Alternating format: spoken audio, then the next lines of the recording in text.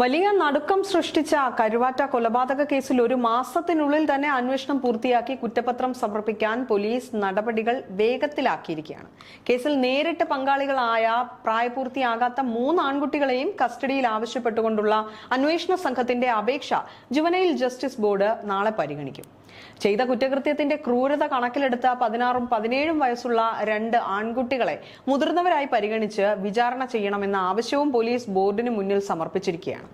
എന്നാൽ നിയമപരമായ പരിമിതികൾ നിലനിൽക്കുന്നതുകൊണ്ട് തന്നെ ഈ അപേക്ഷ എത്രത്തോളം അംഗീകരിക്കപ്പെടുമെന്ന കാര്യത്തിൽ അന്വേഷണ സംഘത്തിന് ആശങ്കയുമുണ്ട്. കോടതി അപേക്ഷ അംഗീകരിച്ചില്ല എങ്കിൽ പ്രതികളെ തെളിവെടുപ്പിനായി കുറ്റകൃത്യം നടന്ന സ്ഥലത്ത് എത്തിക്കുന്നതടക്കമുള്ള നടപടികൾക്ക് തടസ്സം നേരിടും. ജുവനൈൽ ബോർഡ് പ്രതിനിധികളുടെ സാന്നിധ്യത്തിൽ മാത്രമേ കുട്ടികളെ ചോദ്യം ചെയ്യാൻ അനുമതിയുള്ളൂ.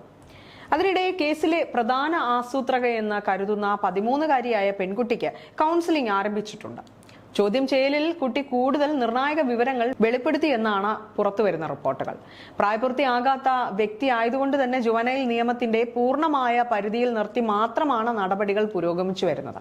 കുറ്റകൃത്യത്തിൽ പങ്കാളിത്തം തെളിയിക്കപ്പെട്ടാൽ പോലും പ്രതികൾക്ക് പ്രത്യേക സംരക്ഷണ കേന്ദ്രത്തിലെ 3 വർഷത്തെ താമസം മാത്രമായിരിക്കും ലഭിക്കാവുന്ന പരമാവധി ശിക്ഷ.